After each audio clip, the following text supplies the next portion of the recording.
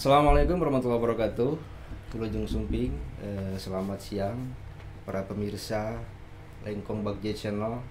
Ya, acara podcast kita ngobrol saja Pak ya, santai saja ya. Nyantai ya, Ya. nyantai. Hari ini kita kedatangan Lengkong Bagja Channel ini luar biasa, tamu istimewa Pak Adi Nur Indra, Kepala Seksi Penyelenggara Komunikasi Publik Diskominfo Kabupaten Bandung. Wilujeng Sumping Pak di podcast Desa Iya, Lengkong. alhamdulillah, terima kasih Kang. Kumaha kabarnya Pak? Tetap gini masih hidup masih hidup, masih Luar biasa. iya. Pak Adi ini beliau adalah seorang kepala seksi penyelenggara komunikasi di Diskominfo Kabupaten Bandung. Di siang hari ini kita ngobrol santai saja Pak ya. Iya. Relax sambil menemani para pemirsa beristirahat. Mudah-mudahan obrolan kita ini menjadi inspirasi ataupun pembelajaran khususnya untuk Kim di Desa Lengkong ini Pak. Iya. Nah, langsung saja Pak ya. Jadi ketika ada kabar tadi terkait kedatangan Pak Adi ini, saya luar biasa senangnya Pak. Nah, ini Lengkong Bagja ini kedatangan seorang Bapak Adi ini yang saya sudah pernah dengar sih Pak kabar-kabar dari. Oh, berarti saya beken dong ya? Bukan, ya bisa katakan beken karena kan saya kemarin komunikasi dengan rekan-rekan di Kertasari juga Pak. Oh gitu. Ya. Sama Kang Uus, Kang Tep ya? Kang Uus ya, ada Pak Adi katanya di Diskominfo. Nah kali ini mungkin untuk menambah pengalaman ataupun pembelajaran untuk kami di sini khususnya Pak ya, Iya. terkait Kim. Seperti apa sih Kim ini di Kabupaten Bandung ini? Iya. Terus kenapa sih dibentuk Kim ini? Dan tujuannya seperti apa ke depannya ini untuk dibentuk Kim ini gitu Pak. Iya. Ini tapi sebelum ke sana sebenarnya ini kan ngobrol-ngobrol nggak sengaja ya, Iya, gitu. sengaja. Awalnya tuh kan kalau nggak salah minggu lalu ya, gitu. Sama Kang, saya tuh buka-buka FB kan biasa saya ngecek tuh, iya. FB YouTube channel-channel Kim yang ada di Kabupaten Bandung. Kalau dilihat ini ada Kim Lengkong Bagja, weh. Kok saya nggak tahu, padahal kan ceritanya tuh saya pembina Kim ya. Iya, pembina. Tapi nggak tahu kalau bahwa di desa Bojong Soang ini di Desa desa Lengkong, Pak. ada Kim Lengkong Bagja. Akhirnya masuk aja langsung ke YouTube channel saya kan di sana ini nanya tuh kalau saya bisa menghubungi kemana nih. Akhirnya kita ngobrol-ngobrol, kan dapat nomor telepon, ngobrol-ngobrol ke telepon, dapat nomor telepon Kang Agus, Kang Akbar. Akhirnya kita ngobrol, ya udah deh, saya harus ke sini. Ternyata geliatnya juga udah luar biasa nih Kim di sini gitu. Keren. Terus kalau misalnya ngomongin tentang kelompok informasi masyarakat, kenapa harus ada kan gitu ya? Yang pasti itu gini, di kalau misalnya kita ngikuti Undang-Undang Keterbukaan Informasi Publik nomor 8 tahun 2012 2013 saya lupa lah. Kalau misalnya ngomongin undang-undang peraturan, mending googling aja lah ya. Saya tuh bukan orang literasi, gitu. Sekarang tuh bukan zamannya ngapalin. Jadi kalau ada apa-apa mah nggak saya googling gitulah gitu. Memang harus ada pengelola informasi yang diberdayakan oleh masyarakat, itu paling utama gitu. Bagaimana masyarakat bisa bahu-membahu dengan pemerintah itu untuk bisa mengelola informasi yang positif, yang bermanfaat buat masyarakat. Jadi dari masyarakat yang kembali ke masyarakat, itu yang paling utama. Di Permenkominfo, kalau dulu tuh gini ceritanya, kan kalau zaman Orde Baru, kalau saya kan orang udah setengah tua ya gitu. Udah ubanan gini gitu. Zaman Orde Baru tahun 80-an, 90-an itu kan suka ada tuh namanya kelompok pencapir. Ya, betul. Di Departemen Penerangan. Nah, itu sebenarnya cikal bakal kelompok informasi masyarakat tuh. Jadi lembaga yang didirikan oleh masyarakat untuk penyelenggaraan informasi. Kalau misalnya sebenarnya fungsi utamanya apa sih? Kalau tujuannya pertama ya, Kim itu bisa jadi forum diskusi masyarakat. Gitu. Yang kedua, Kim itu hadir di masyarakat untuk memecahkan masalah-masalah yang ada di masyarakat. Yang ketiga, Kim itu bisa membuat keputusan bersama yang memang mungkin ketika ada konflik-konflik dari masyarakat, Kim itu bisa jadi jembatan lah di situ. Terus yang keempat, bisa mengembangkan jaringan informasi, karena kan gini, kalau di pemerintah itu kan punya batasan ya. Tapi ketika misalnya masyarakat yang turun, itu mungkin lebih mudah diaksesnya gitu. Terus yang keempat yang paling utama tuh Kim bisa jadi Kayak orang maca heula udah orang mata apal gitu.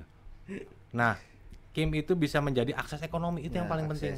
Ya, akses ekonomi bagi pemberdayaan masyarakat. Nah, gitu. Nah, inilah sebenarnya kalau misalnya jadi gini. Kim itu siapa sih yang ngedirikan? Iya. Nah, itu yang paling utama kan gitu. Terus tadi kan kita sebelum podcast juga Akang nanyain nih gitu. Kalau misalnya Kim dapat legalisasi dari pemerintah daerah gimana? Nggak perlu. Karena gini, Kim itu lahir dari masyarakat dan untuk masyarakat. Jadi kalau dalam Permen Kominfo nomor 14 tahun 2019 kalau nggak salah tuh sudah disebutkan bahwa kelompok informasi masyarakat adalah bagian dari kelompok kepentingan yang ada di masyarakat yang harus bersinergi dengan pemerintah. Nah, jadi kalau legalisasi sebenarnya cukup aja dari pemerintah desa lah. Nah, bagaimana peran Kim di Kabupaten Bandung? Di Kabupaten Bandung sendiri itu kalau tercatat dengan Kim Lengkong Bagja ya, berarti sekarang itu sudah 105 Kim yang ada yang berdiri dari 270 desa dan 10 kelurahan yang ada di Kabupaten Bandung. Kita udah ada 105, tapi mungkin yang aktif ya sekitar 60%-nya lah gitu. Nah, peran apa sih Kim yang ada di Kabupaten Bandung dalam pengelolaan informasi? Kalau kami di Diskominfo tidak menuntut terlalu besar. Kim itu minimal bisa jadi humas desa deh. Kim bisa menjadi penyampai informasi kebijakan-kebijakan pemerintah desa kepada masyarakatnya. Kim bisa menjadi sumber aspirasi dari masyarakat kepada pemerintah desanya. Itu aja minimal sudah cukup deh. Gitu. Kan dengan misalnya Kim menjadi humas desa, memposting berbagai kegiatan yang ada di desa, itu aja kan sudah menjadi bagian dari pertanggungjawaban desa terhadap pemerintah yang dilayaninya kan. Ya, betul. Nah itu. Tapi kan masa mau gitu doang, kan nggak asik gitu loh. Tapi ya kalau yang sekarang tuh emang gini, saya bicara basic ya. Kalau misalnya mau ngikutin alur kenapa akhirnya saya yang jadi secara teknis itu pembina kelompok informasi masyarakat di Kabupaten Bandung. Basic saya itu seorang editor. Editor ya. Editor film, animator, drone pilot, sutradara, scriptwriter dadakan. Dan ini saya itu emang hobinya wildlife photography. Cuma itu yang nggak bisa dijalankan sekarang karena ya kesibukan di rumah lah gitu. Nah, makanya Kim yang ada di Kabupaten Bandung saya perkenalkan dengan dunia multimedia. Bagaimana dengan misalnya kan kalau sekarang tuh udah dunia internet ya, dunia medsos. Mereka bisa punya peran aktif di media sosial untuk memunculkan berbagai kegiatan-kegiatan mereka. Nah, itu. Dan kayak gini.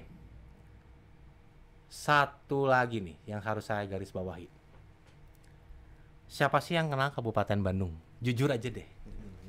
Ketika misalnya kita bilang, coba deh misalnya kita nonton konten di YouTube gitu, guys, gue lagi ada di Pangalengan, guys, di mana Pangalengan, Bandung. Zaman now, Pak ya. Gitu. Nggak ada yang nyebut itu Kabupaten Bandung.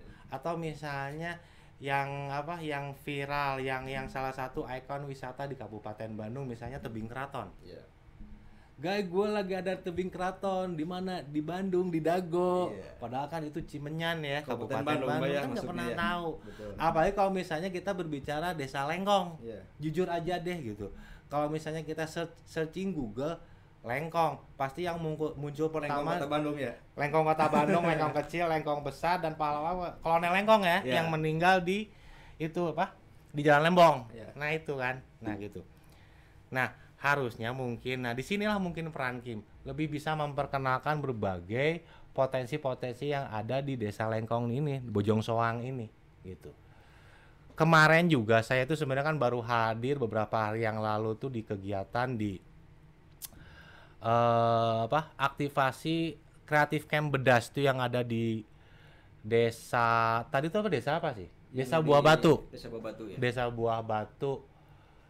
Mereka salah satu potensinya itu batik Kabupaten Bandung, batik Kina.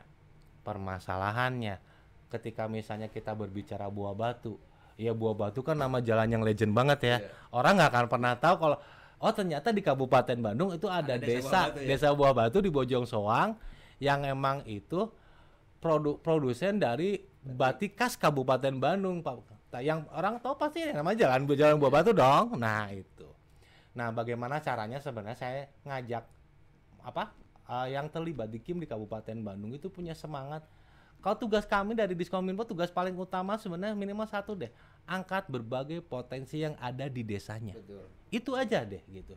Saya selalu bilang ketika misalnya ada pertemuan-pertemuan resmi di Kabupaten buat KIM di Kabupaten Bandung, urusan pemerintah pusat, urusan pemerintah kabupaten biar itu urusan Diskominfo. Kalian urus aja desa kalian. Gitu. Apakah bisa berhasil dengan itu? Dari mungkin ada 10, 11, 12 KIM di Kabupaten Bandung yang channel di medsosnya sudah monetize, hanya dengan mengangkat berbagai potensi dengan cara-cara mereka loh ya gitu. Karena gini, kami tidak pernah menekan dari Diskominfo itu kalian harus bikin konten yang seperti ini. Enggak perlu deh. Tapi saya yakin masyarakat Kabupaten Bandung itu kan udah bisa mikir lah gitu. Masyarakat mah nggak perlu diatur juga udah bisa tahu gimana harus jalan gitu. Contohnya gini, orang Sunda mah udah cerdas atuh gitu. Ingat nggak Kang, misalnya dulu tahun 97 98 ketika krisis moneter. Saya basic dari itu waktu itu ngangkatnya. Mikir bagaimana cara ngembangin KIM di Kabupaten Bandung. Zaman itu sebelum krisis itu segala serba murah. Saya beli channel Levi's saja mungkin bisa harganya tuh kalau nggak salah 501 tuh mungkin kemarin 200 ribu lah paling. Tapi ketika krisis moneter jebret itu kan 1 juta gitu ya. Orang bilang krisis, orang bilang kelaparan, nanti dulu. Orang Sunda bisa menghasilkan suatu makanan yang sekarang jadi viral, yang sekarang jadi legenda, malah dijual di seluruh Indonesia. Seblak ya. Sebelah kan munculnya fenomena gitu.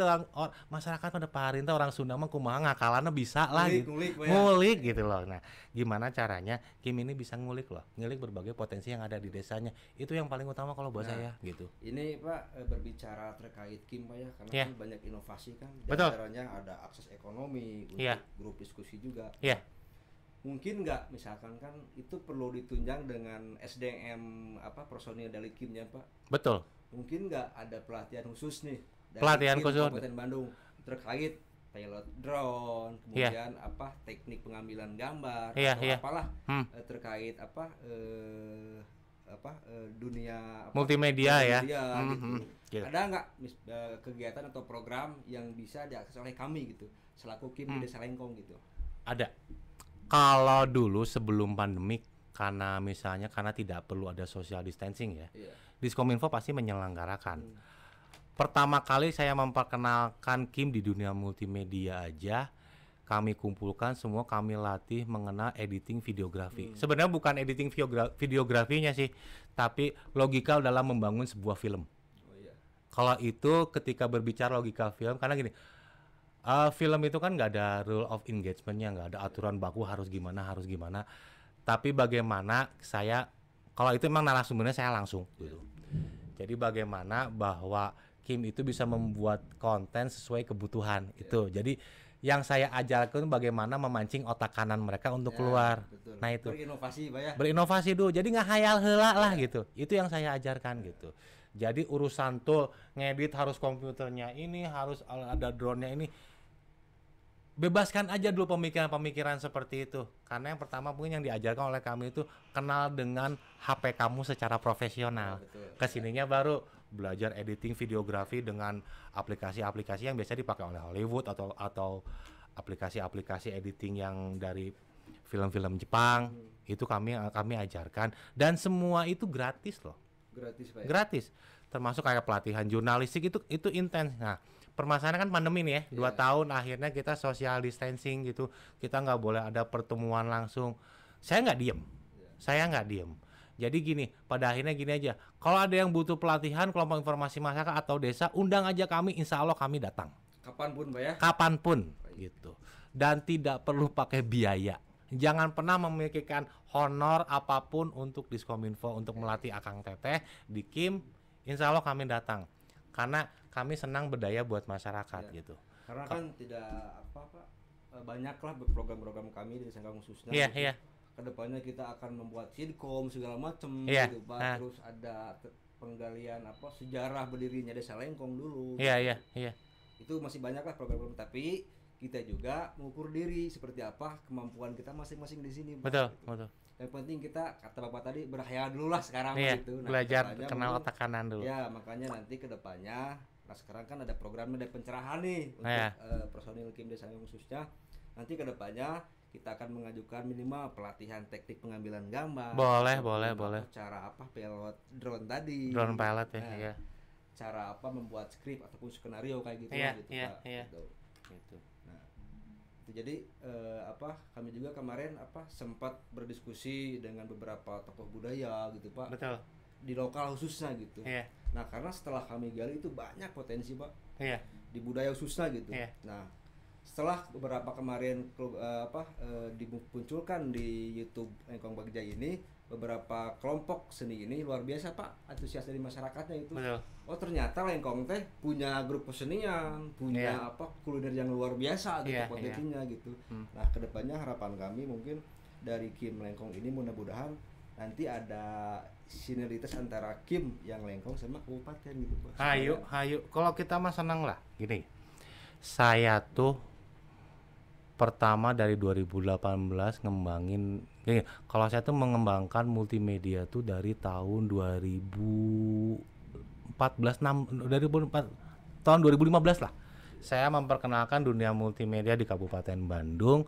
Saya ajak beberapa teman yang mereka juga di Diskominfo tuh bukan orang-orang film. Saya memperkenalkan dunia film ke mereka, saya mengajarkan ke mereka tuh punten ya Kang ya. Iya.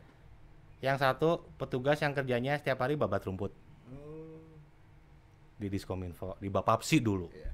Yang satu cuma lulusan SMP dan yang satu lagi orang arsip. Hmm. Saya ajak cuma gini, yuk kita berkarya. Berkarya, jangan bekerja. Kalau bekerja kita pikirannya nanti ujung-ujungnya nyari duit. Betul Pak. Biasanya kita gagal di situ. Tapi kalau berkarya nanti juga Tuhan memperhatikan itu, insya Allah ada lah buat kalian. Dan itu yang saya tanamkan ke Kim-Kim yang ada di Kabupaten Bandung. Bagaimana caranya Akang Teteh itu bisa berkarya buat umat, berkarya. Dan kalau misalnya kenapa saya akhirnya saya jujur kan orangnya tidak pernah dijadwal. Iya. Saya datang ke sini aja nggak ada, gue ngomong saya celek ini. Spontan Pak ya. Spontan gitu. Karena apa? Saya pengen berkarya. Saya dan teman-teman saya di Diskominfo ini di sisa akhir hidup kami itu kami punya karya. Iya. Karena karya itu yang nanti bisa ditinggalkan buat umat, bermanfaat buat umat. Itu yang paling penting. Dan kalau urusan materi mah kami nggak punya materi untuk ini gitu. Tapi semua juga udah terasa, semua diganti kok sama Tuhan. Gitu. Iya. Gitu. Kuncinya itu soalnya berkarya. Tergantung niat mungkin Pak ya. Iya, Selama kita iya. punya niat baik terus Betul, gitu. betul, berkarya, betul, insya Allah betul. ada jalan, Pak ya. Dan semuanya asik. Ini yang lucu ya. Kalau kami itu kan buka channel sendiri ya, channel di YouTube Kampung Bandung namanya. Kampung Bandung. Ya. Kampung Bandung itu channel dibuat tuh sekitar tahun 2018 ya Kang Isan ya. 2018. Nah, itu tuh sebenarnya bukan cuma, jadi intinya channel itu adalah channel untuk konten-konten berbagai potensi di Kabupaten Bandung yang tidak pernah viral, tidak pernah muncul. Jadi kita tuh belusukan. Iya, belusukan terus Pak ya. Dan itu kita bareng-bareng sama Kim. Nah, jadi bukan hanya channel itu hanya untuk memunculkan potensi, tapi juga emang laboratoriumnya Diskominfo dan Kim dalam rangka memunculkan potensi-potensi yang ada di masyarakat. Jadi ya sambil ngonten ya kita sambil ngajarin Kim latihan lah di situ. Yang paling lucu gini, bukan lucu lah sebenarnya kalau buat saya luar biasa. Ketika berawal dari Kim channel itu dibuka gitu, kita semua sudah satu persepsi dulu, satu frekuensi. Yuk semua pola pikirnya kita nolkan, kita netralkan. Jangan ada kepentingan apapun, jangan pikiran biar monetis, biar viral. Yang penting kita bisa hadir buat masyarakat, angkat potensi-potensi yang ada di masyarakat. Nah, itu. Selama channel itu dibuat, selama syuting, kita tidak pernah menemui hambatan apapun. Lancar Pak itu. Mau misalnya kita berangkat, hujan gede, badai, kita masuk hutan, tapi ketika kita di titik tempat kita syuting, seperti yang udah dikeringkan sama Tuhan. Asli. Luar biasa Pak ya. Jadi kita tuh dikasih kondisi yang cuacanya tuh emang cuaca untuk ngambil kamera, yang ada awan birunya, bukan yang terang benderang putih gitu, yang akhirnya nanti jelek di kamera, enggak. Berarti spotnya kayak udah dipersiapkan gitu Pak ya. Seperti yang kayak dimudahkan semua. Padahal jujur, pernah kita syuting ya Kang ya. Ibaratnya gini, saya mungkin kalau 20 detik lagi mobilnya maju lebih kencang, kita tuh udah tertimpa oleh tiang listrik dan pohon yang disambar petir di tengah hutan lagi. Iya. dalam keadaan hujan badai. Tapi alhamdulillah ya gitu. Semua yang kita jalankan syuting itu semua lancar. Kalau hal-hal yang uniknya mungkin inilah. Kita ngalamin lah, saya berhadapan ketika misalnya kalau nggak saya di Gambung. Saya bikin konten tentang kopi Gambung. Yang lucu mungkin sekitar 20 meter depan saya tuh udah macan kumbang lewat. Asli itu pada Asli macan kumbang. Itu Ya. malam siang, Pak. Siang. siang. Di kebun kopi. Di kebun kopi. Ya namanya orang soreang gitu ya, nggak pernah lihat macan kumbang ya asik kayak mungkin mikirnya motoin Hiburan, aja gini hiburan macan kumbang. Pas ngalieu geus arewa geus karambur itu mah gitu. Terus pernah lucu lagi ini di Kampung Kabut, Desa Sukaresmi. Jadi emang di sana tuh ada sebenarnya tempat tuh warung di sana, tempat persimpangan orang kalau misalnya mau ke Cianjur Selatan istirahatnya di situ di atas bukit. Emang kalau lagi cuacanya cerah itu jadi horizon laut Ranca Buaya itu terlihat, paling itu masih Ranca Bali. Oh, jadi perbatasan gitu, Pak ya. Masih jauh sebenarnya. Masih jauh, tapi karena mungkin tinggi ya. gitu. Nah, jadi kayak ibaratnya mungkin negeri di atas awannya Kabupaten Bandung lah gitu. Iya. Nah, saya tuh ceritanya pagi-pagi tuh. Pagi-pagi udah pokoknya kan kalau syuting kita nggak boleh keluar dari jam 11 harus udah berhenti syuting gitu. Karena kan cahaya matahari jelek ya. Gitu. Jam 7 nyampe sana, dasar tim kayaknya lapar ya makan ya di warung gitu. Kalau saya mikir nih waktu sayang nih, saya turun aja ke kebun teh gitu. Tapi bebas ya ngomong ini mah ya. Ya bebas ya. Saya belusukan deh di kebun teh. Saya lihat nih di kebun teh kok ada tai kambing gitu ya. Tai kambing kok gede-gede gitu ya, baru lihat tapi mirip tai kambing. Apek teh euy, busuk gua babi hutan. Saya dikejar babi hutan. Pertama kali ngalamin dikejar babi hutan di situ. Tapi alhamdulillah selamat lah. Saya loncat emang karena kan babi kan nggak bisa belok-belok ya. Iya. Akhirnya saya loncat ke pohon tehnya, saya nyangkut di situ, babinya pergi lah. Ya itu hal unik lah. Ada lagi waktu misalnya di Desa Wanasuka, Pangalengan. Nah, itu juga desa yang kalau buat saya unik. Pangalengan desa wisata ya. Udah menjadi sebuah ikon ya, kecamatan wisata nasional internasional lah. Orang udah ramai banget ke Pangalengan, tapi tidak pernah ada yang tahu namanya Desa Wanasuka. Desa yang berada di kaki Gunung Wayang, desa terpencil yang unik-unik kampungnya kampung dengan nama-nama pewayangan karena emang di kaki Gunung Wayang. Ya. Jadi ada Kampung Sri Kandi, Kampung Purbasari, macam-macam di sana. Itu Pangalengan maksudnya, Pak? Pangalengan. Jalannya juga masih rusak. Tapi kalau buat saya itu desa terindah di Pangalengan. Kita waktu itu ngonten ada di channel kami. Uniknya apa di sana, Pak? Nah, kalau di sana ya pasti perkebunan teh ya, peninggalan itu. Untuk wisatanya apa? Wisatanya sebenarnya kayak ini. Namanya perkebunan teh sebenarnya nggak usah wisata macam-macam kok. Iya. Ngaliwat di tengah kebun teh juga asik. Iya. Wisata apa itu ya? Betul. Tapi kalau di sana tuh kearifan lokalnya.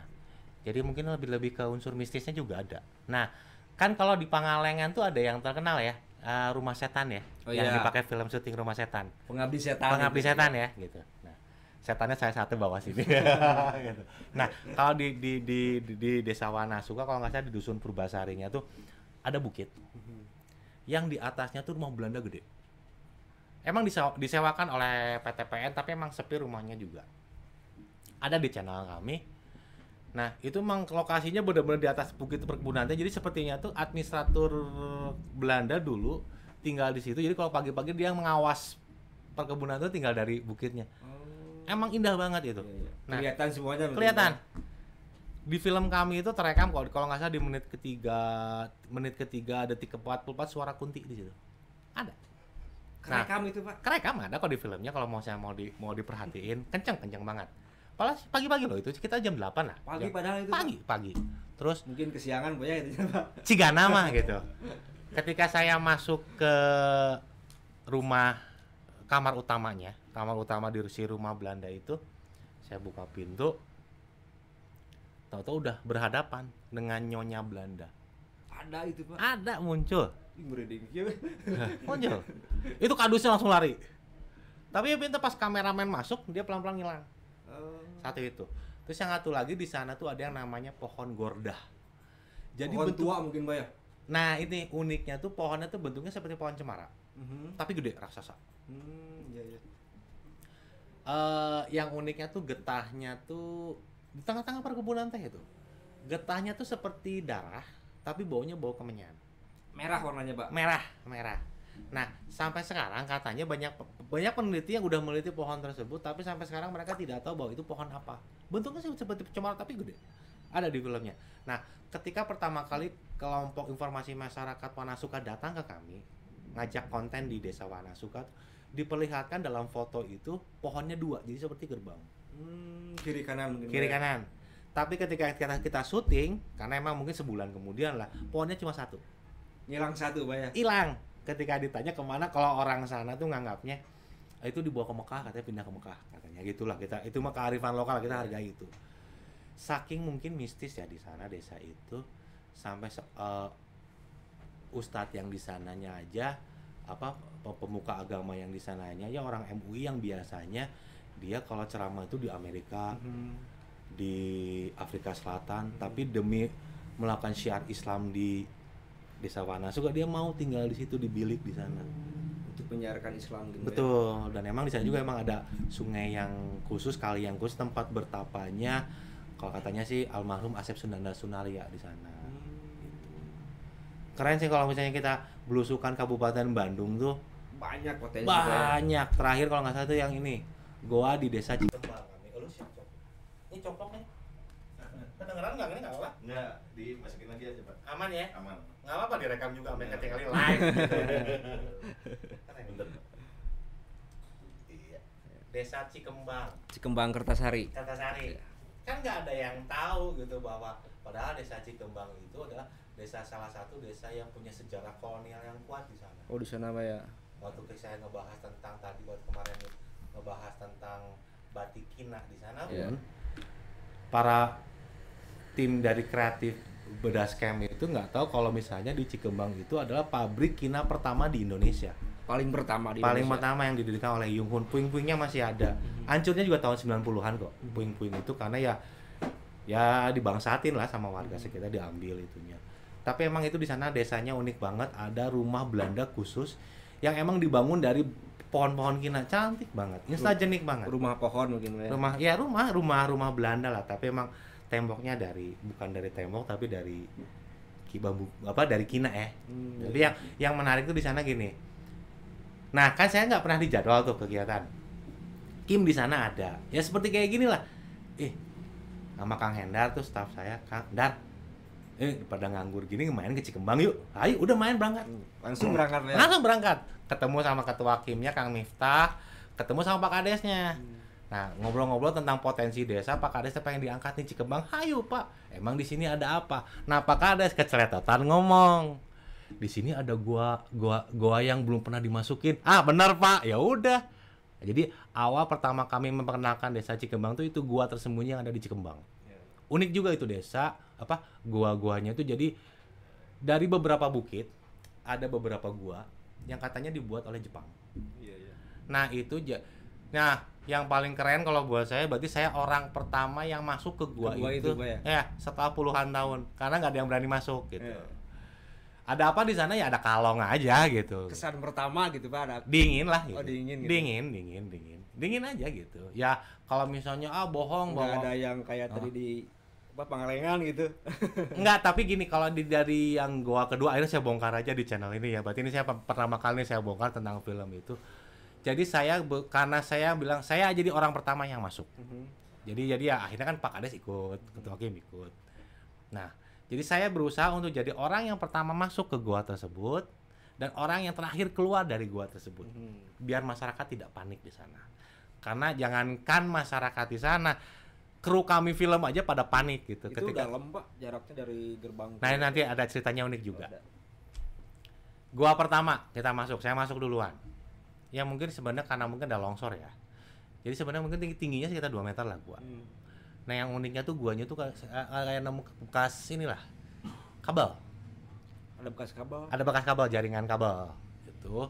Terus di gerbang guanya juga seperti ada bekas pintu lah.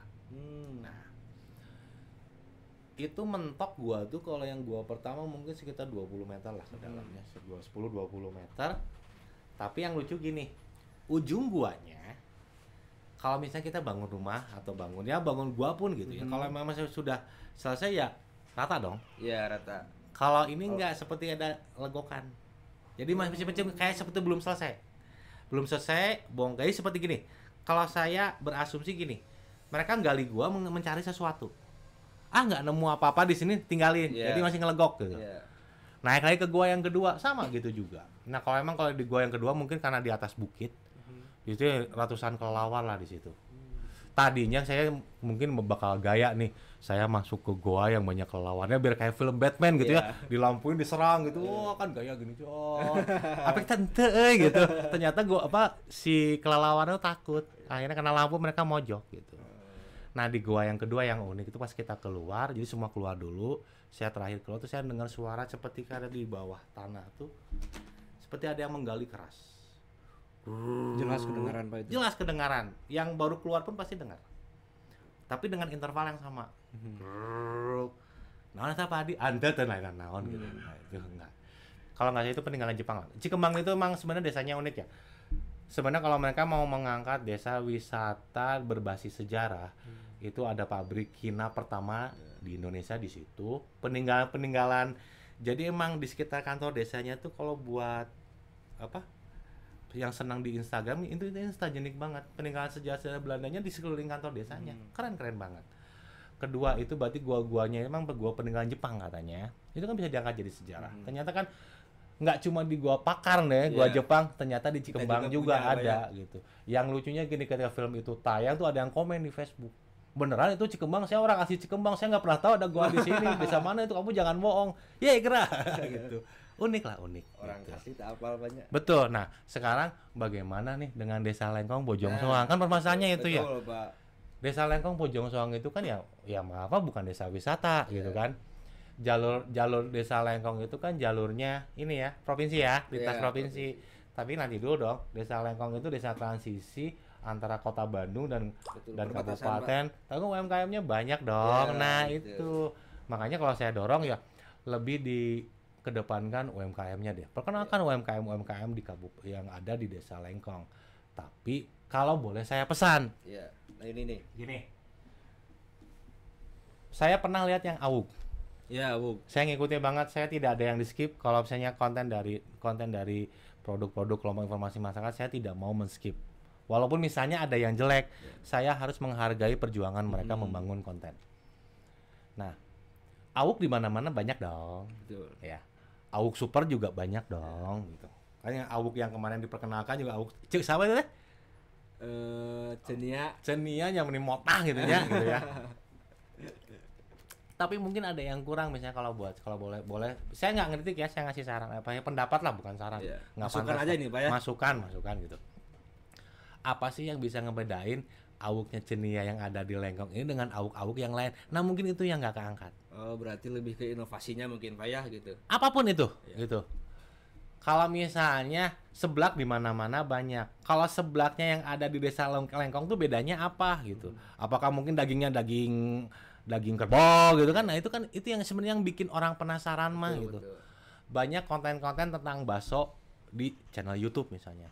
Tapi kan yang muncul ketika misalnya bakso-bakso itu bisa menunjukkan sebuah perbedaan dibanding yang lain.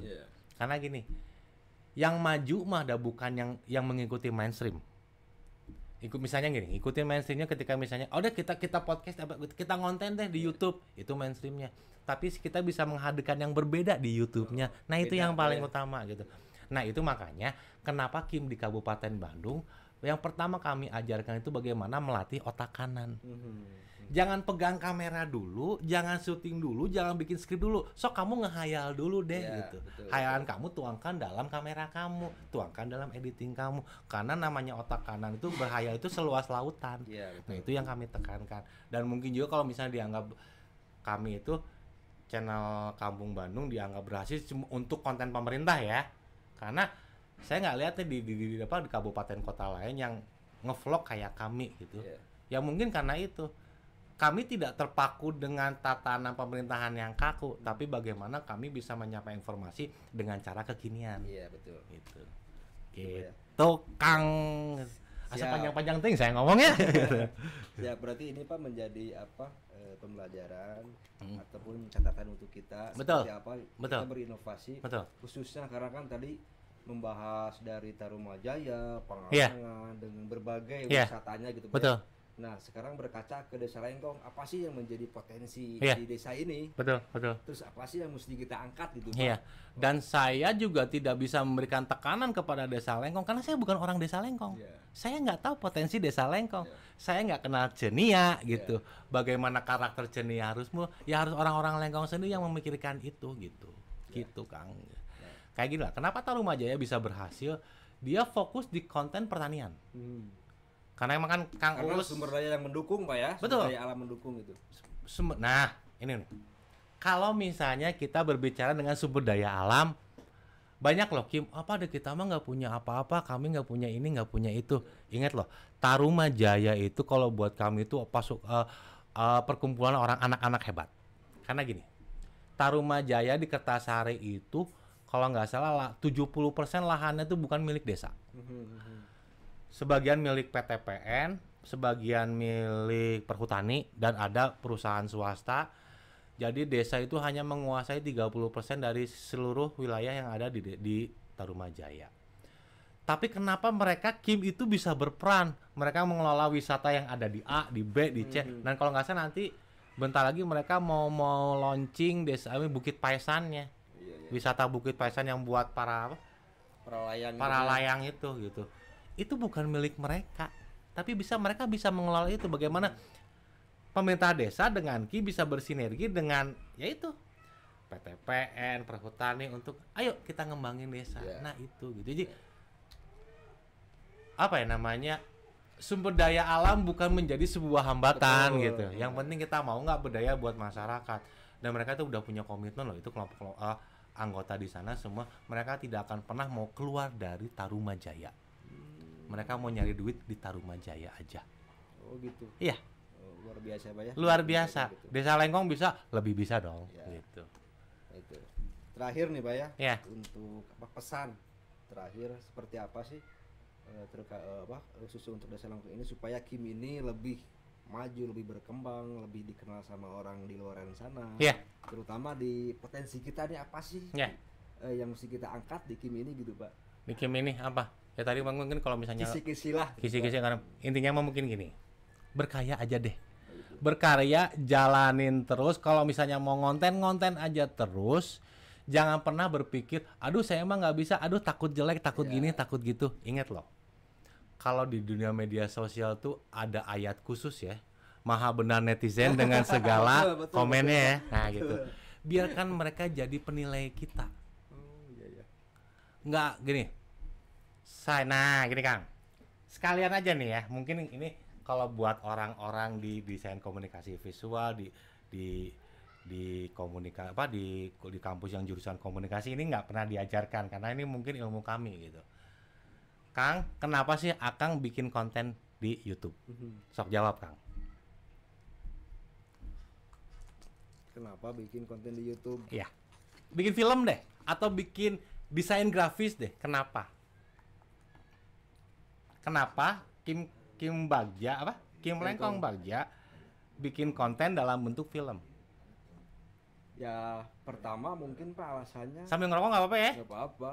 Pertama mungkin untuk mengangkat potensi lokal itu Pak, untuk mengangkat budaya lokal supaya terpublish gitu Pak. Jauh teuing. Terus nanu deket atuh Pak. Ini paling mendasar, paling filsafati. Akhirnya ketika misalnya nanti saya jawab, nanti oh iya ternyata. Cik naon cik. Sok pancing dulu deh. Kenapa? Kenapa gua harus konten gitu? Kenapa sampai alatnya lengkap, ini segala lengkap gitu. Kalau buat saya ini Kim ini udah luar biasa lah ya. Camcorder ada, kamera DSLR ada, kameranya juga dari 2 sisi gitu ya. Kan keren banget. Kenapa harus konten di YouTube? Berkarya aja Pak. Berkarya aja. Gue bikin, gue nonton sendiri gitu kan. Itu bergaya gitu kan, karena gila gitu ya. Nyerah. Karena itu yang selalu saya tekankan kepada mahasiswa yang PKL di Diskominfo. Karena teori itu tidak diajarkan ketika mereka di kampus. Rafiq kebagian waktu itu ditanya habis-habisannya Fik ya. Sampai bengong sehari ya, suruh mikirnya sehari ya gitu. Kenapa bikin video di YouTube? Iya. Simpel pertanyaannya ya. Simpel sih Pak. Simpel. Karena mungkin menurut saya bisa benar gitu kan. Yang ternyata tadi supaya apa mau berkarya. Jawabannya benar universal ya pokoknya Iya. ya. Terus mau mengangkat apa potensi lokal, budaya lokal, perkenalkan UMKM apa gitu. Jawabannya benar, tapi itu yang kedua, ketiga, keempat, kelima. Terlalu gitu. jauh Pak ya. Ya masih kedua, ketiga, keempat, kelima deh gitu. Di botak SPC. Apa ya? Rame. Biar rame mah bikin kebakaran, kerusuhan itu udah rame gitu kan gitu. Kita YouTube gitu. Karena ramenya YouTube, banyak loh orang yang sukses di Vimeo. Banyak loh orang yang kontennya nggak mau di YouTube tapi dia di Facebook gitu. Intinya jangan bikin medsosnya dulu. Kenapa gue bikin film gitu loh gitu. Kenapa bikin film? Karena untuk menyalurkan bakat mungkin Pak. Nyalurin bakat. Bakatku film mah masih banyak bakat yang lain deh. Orang punya bakat juga menyalurkan, tapi ada hal-hal lain yang harus dia kejar gitu kan gitu. Mungkin apa? Nggak mungkin. Nyerah? Nyerah deh Pak. Fik, apa Fik jawabannya? Biar ditonton. Biar ditonton. Iya. Nah, ini permasalahannya. Pak, tadi kan kita ngobrol ya sama Kang Agus. Ini penonton saya masih sedikit gini. Ya, gini. Orang tuh lupa ketika bikin konten, dia mikir buat diri sendiri. Bagus kata diri Kepuasan sendiri. diri sendiri, Pak, ya? Betul, kepuasan diri sendiri. Belum tentu orang puas lagi. Nah, itu. Jadi kan gini, kalau YouTube kan berbasis komunitas ya. Ya. Apa yang misalnya channel kita yang subscribe itu kan rata-rata memang yang membutuhkan channel kita. Bisa nggak kita masuk ke pemikiran mereka? Saya mah butuh channel yang seperti ini gitu. Iya. Jadi karena harus ditonton. Lu ngapain misalnya gue bikin, gue tonton sendiri kan orang gila gitu kan gitu. Cengar-cengir sendiri gitu ya. Nah gitu. Nah itu dia kami yang dibangun tuh seperti itu. Biar ditonton. Biar ditonton, tapi setelahnya kan besar kan? Biar ada masyarakat. Nah, nanti kelanjutannya gimana biar nanti penontonnya aja banyak. Kan jadi efek bola salju dong. Oke, misalnya tadi kita ngebahas tentang Awuk. Ketika udah banyak yang nonton, nanti ada komunikasi dari mulut ke kuping, bukan mulut ke mulut ya. Iya, Mulut ke mulut mah ciuman gitu kan. Ya. Mulut ke kuping. Jeng eta gini Awuk ngebu eta teh karamelan terus berantai kan itu sebenarnya yang diharapkan. Jadi Setelah ditonton mungkin. betul gitu. Makanya yang di Kim di Kabupaten Bandung sukses di YouTube-nya. Di Kang Aang Motekar, walaupun sebenarnya kan ngeliat Kang Aang mah ngacapuk kayak gitunya. Hampura Kang Aangnya gitu, Kang Aang mah tepundungan gitu. Tapi kan akhirnya dia bisa monetis, ada yang mau nonton gitu. Dia bisa menghasilkan uang dari sana gitu. Terus kayak Bandasari kalau nggak salah, dia kan hanya menampilkan kegiatan seni gitu, tari-tarian, jaipongan, tapi akhirnya monetize juga. Dia fokus di situ karena komunitas saya komunitas seni. Betul. Nah ini Pak, supaya karya kita ditonton, Iya. nah seperti apa nih langkah kita? Bikin terus menerus, dari situ kita akhirnya terbangun. Oh ternyata yang benar tuh begini, yang salah begini. Karena gini, saya udah bilang dari awal juga, di film tuh nggak ada aturan yang baku. Coba deh misalnya kita lihat contoh film Hollywood gini deh. Pernah lihat film ini nggak, Battle of Los Angeles? Pernah sering lah di TV udah sering muncul. Itu kan kameranya shaky tuh, yang alien nyerang Los Angeles ya. Kan kameranya goyang terus, itu kan kayaknya udah dari aturan kampus mah udah nggak boleh lah kayak gitu, masalah. Tapi kan sebenarnya itu kamera tuh teknik untuk seperti gini. Kita lari-lari jadi ngeliat mata gitu kan goyang-goyang gitu. Nah tekniknya seperti itu. Tapi orang banyak yang nonton gitu. Nggak ada aturannya. Jadi nanti Kim Lengkong punya karakter sendiri ketika emang sering konten, sering bikin. Akhirnya ada diskusi, ada lab. Oh ternyata kalau misalnya konten makanan mah nggak bagus nih di podcast, mending turun ke lapangan. Nah kayak gitu lah. Berjalan. Betul gitu. Dan mungkin atau gini, kalau kita mau misalnya mengangkat potensi masyarakat UKM, lepaskan dengan berbagai hal yang sifatnya birokrasi. Nggak usah munculin deh, tapi punten ya, bisa tersinggung. Munculin sambutan dari camat, sampuran dari Pak Kades, nggak ada yang nonton, nggak butuh orang itu. Kalau kontennya tentang bakso, orang pengen lihat bakso enaknya kayak gimana, tempatnya di mana, alamatnya di mana, jam berapa bukanya, kalau pesan online gimana kan gitu. Rasanya seperti apa? Bukan sambutan dari pimpinan desanya kan gitu. Bikin yang padat, singkat, tapi semua yang dibutuhkan oleh penonton audiens itu dapat. Makanya kenapa harus bikin film? Karena biar ditonton gitu ya. Simpel ya? Simpel. Tapi kurang ajar gitu ya. Gitu, Kang.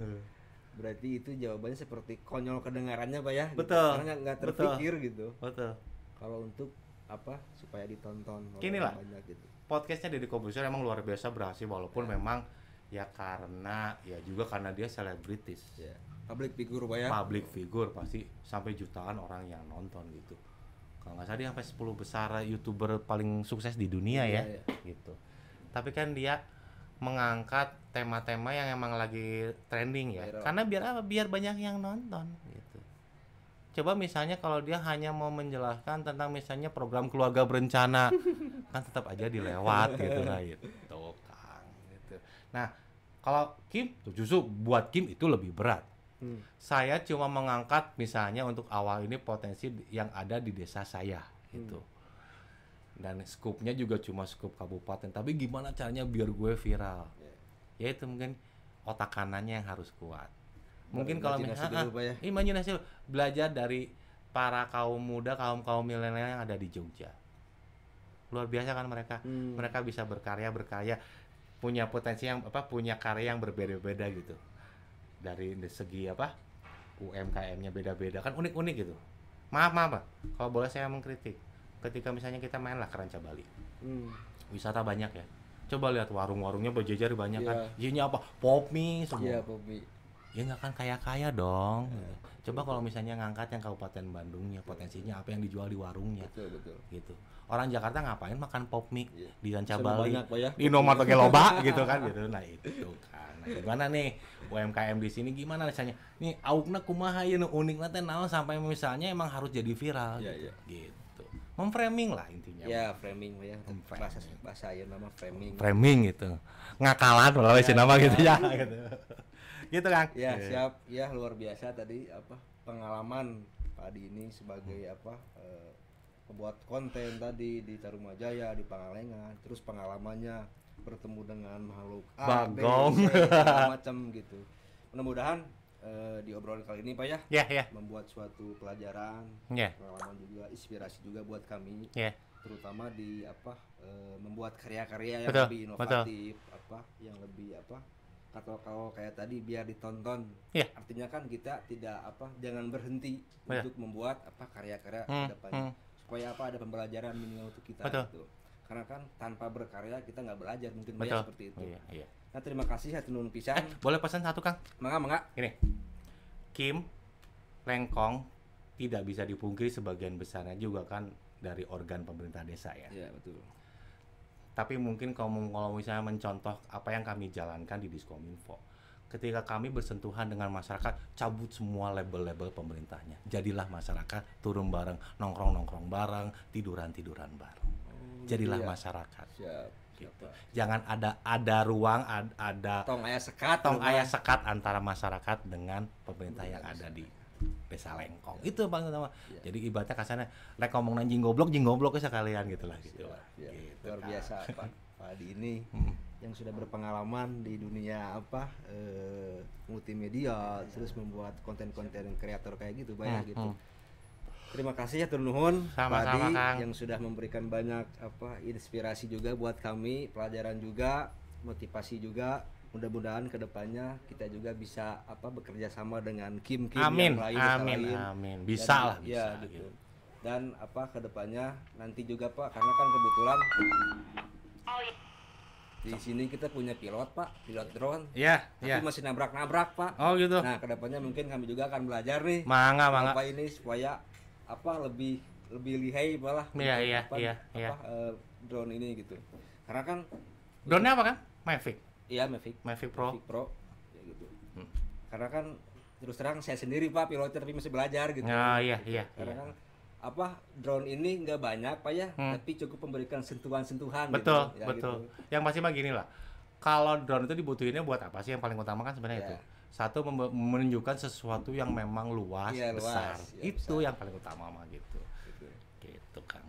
Terus kemarin kita terakhir ngedrone karena kan banyak permintaan Pak ya, yang buat profil sekolah. Karena kan kayak Pak Adi bilang tadi, kita harus berdiri sendiri Ya.